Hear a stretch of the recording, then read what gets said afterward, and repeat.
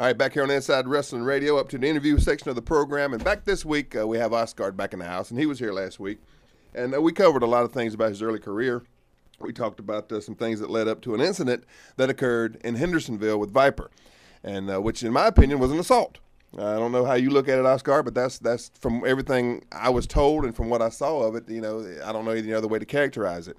But we'll talk about that a little bit later in the show. But right now, welcome back to the program, Ostgard. Ostgard, what you been doing the last week? Got anything that's happened funny that you want to tell us about before we get back into the interview? Nope.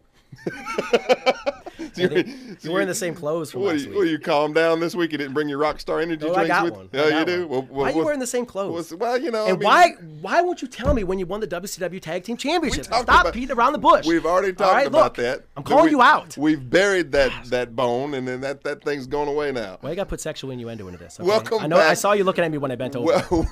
Well, you are in shape. I will give you that. You know, I'm in shape. That's for sure. He's a big fella. Ooh. He does have game award on his shirt. And he gave me the spoon. I don't know what's that about. Anyway, welcome back to the program, Touch your Ostgard. nose. I see we welcome you back in, and we're going to pick it up with the deal with law you were talking about last week, and some stuff that arose out of that. But you said you guys have pretty much quelled the whole situation. Oh, yeah, everything's cool now. Very cool. I wish he would come back. I mean, he was a interesting character. I don't know what his gimmick was, but he was fun in the locker room. It was an odd gimmick. He wore a Ghost Hunters T-shirt. He had one blue eye, one brown eye, but he was supposed to be a cop at the same time. It was the strangest thing I've ever seen. But I didn't ever have a problem. I've seen worse gimmicks out there. Oh yeah, of course. Take any indie show with a guy with pleather pants and electric tape around his wrists. You ever seen Charlie bandana. Lane? You ever seen Charlie Lane? No. One of the worst gimmicks. Anyway, Sam Pike. Yeah, there you go. But anyhow. So, you know, law, and I hadn't had problems with law either. You know, I worked up there with HVW, those guys, and other than the deal that happened there on the Regal board, I never had a real problem with the guy. But I thought that incident probably went a little too far and took on a life of its own, especially stemming from a pretend. It killed a lot of people for the Regal board, and it killed a lot of people for wrestling. Period. I mean, you can't put somebody else's family in jeopardy over a wrestling gimmick or an angle. Sure. You know, that's just going like. And I think that's the key to the whole thing. So after that, you went up and started working for Viper, and you guys, I guess, at first had a good working relationship. Well, what happened was this: I was drunk one night. You ever drunk called or drunk text, and I was just going through my phone, just blowing up. You know, I was just wasted. Yeah. And I was at my ex-girlfriend Stacy's house, and I remember I was like, "Well, screw it, I'm gonna call Gary." And I'm like, "Hey, Gary," and he's like, "Man, what you call me for, man?" And I'm like, "Man, we should try working an angle out of this, man." Well, man, screw you, man. Click. And then after that, that's when Brett called me, and he's like, "Hey, you still want to work that gimmick with Gary?" I was like, "Yeah." But after that, then it just kind of Gary called me again, or actually emailed me. He's like, "Man, we could really do this, man." Blah blah blah blah. And so we set something up, and he's like, "Man, get on the Regal board, really start working this and this and this." And I was like, "Okay, man." So we worked it into this show, the Regal War shows, and it was probably one of his best houses that he had. I mean, you didn't have to pay a TNA worker or some somewhat washed up has-been with Gyno to come in to draw a crowd. Right. You know, no, I'm not talking about you, Boomer. Yeah. But I mean, we drew a great crowd. I mean, it was probably one of his best crowds. I wasn't surprised by it because that's wrestling. If you could draw a crowd just by working an angle, then that's your job. You're right, and you asked me during the break if I was surprised by that crowd, and I was a little bit because I didn't know how far the Regal board or how much the internet stuff stretched out there. Mm-hmm. You know, and we're based out of at that time I was based out of Greenville. And of course, Viper was based out of Hendersonville, which is about 45 minutes away. And, you know, I knew that there was a core group of workers who went to the board and some fans, but I didn't know how far-reaching, you know, that whole situation was. So I was kind of surprised to see that many people show up for those angles and matches that came out of basically an internet Well, feud. what I realized was, like I told you, there's too many marks in the locker room. Yeah. So, you know, you got to work everybody. Sure. So I told Gary, I'm like, we're going to have to work everybody. Right. Because the wrestlers are going to go tell their girlfriends or whoever else that they're trying to impress, but I'm a worker, this and this and that. Yeah. So we got to work them, and we worked everybody. And it was all a big work. It was done really well. And it wasn't Gary wasn't really doing a lot. I was doing it mostly myself. Yeah. So I'm going to singly say right here that I am the reason that was successful. Yeah, and I agree with you because, I do agree with you because I was there, and of course, I ran the board a lot more closely then than I do now. But you can type with those fingers? A lot of that stuff. Like a bunch of bananas. That's a fist I can make to really knock you through that glass window over there. Your chin's a third fist, like Chuck Norris. Exactly.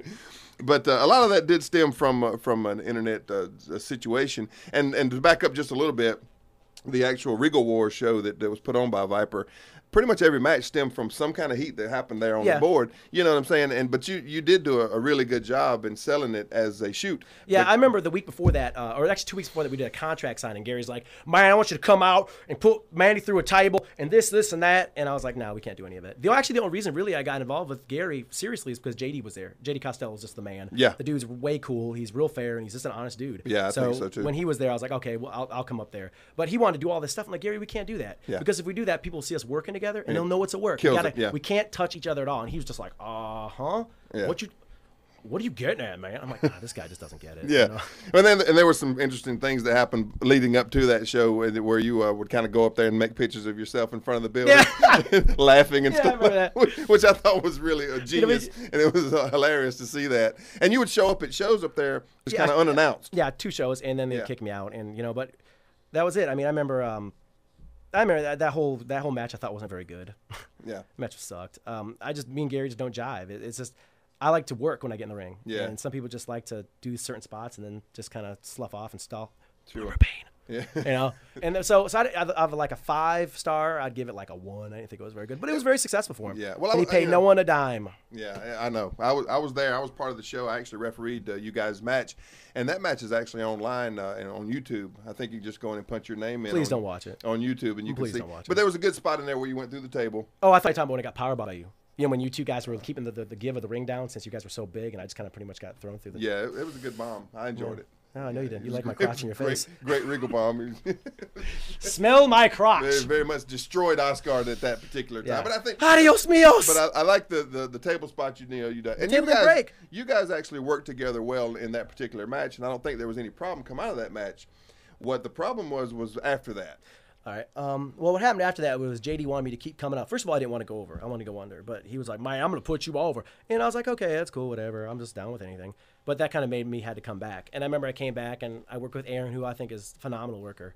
Aaron Vaughn, someday, when he gets old enough to start working around and getting out of there, he's going to be something special. And that's Viper's son. Yeah, he can work his butt off. That kid can work his butt off. Yeah. And his dad doesn't even have an ounce of the talent this kid does. Steel, this kid's gonna be something special. So it was cool to work him, but then Gary was starting to do what Gary likes to do is he likes to, when negative attention comes on him, it seemed like he wanted to put that on somebody else. So he would have guys ask me what to do with their matches, and I'd be like, well, you should just do like a guy that looked like a coat hanger against a real big guy. You can't go 50-50 with a guy that big if you're a coat hanger. And I'd just tell him straight up, and then something would happen and people wouldn't be happy and be, oh, it's Ostgard, this and that. So I was like, JD's like, you should just take some time off because these guys he's going through this is right before Gary did the whole pinning his kid, and that's when JD left, and big mess. Right. So you left the company for a little while, correct? I wouldn't call it a company. Well, whatever. you left. I left the small, tightly held regional promotion that self-serves one individual. Yes, I did. So how did it come to? There was another match to where we were talking about earlier, where the assault occurred. How did that come about? We only got it like 30 seconds. Yeah, I've always been of the belief that you give and take. So since Gary put me over, I felt like it was my duty to put him over. Okay. It doesn't matter what I personally thought of his wrestling ability, because I've always liked Gary. I think he's an okay guy. Yeah. So he was like, man, you want to come over and put me over? And I'm like, yeah, let's do it. Yeah. Let's do it. And then we just kind of put up a date and we decided to push it again. Okay. All right. And we'll pick it up right there when we get back. We're up on a break right here, but when we get back, we'll talk about the actual incident and the aftermath of the incident. The incident. And and what you've got going on oh my now. God. And the internet presence, stuff like that. We'll be right back. More Inside Wrestling Radio coming up with Ostgard.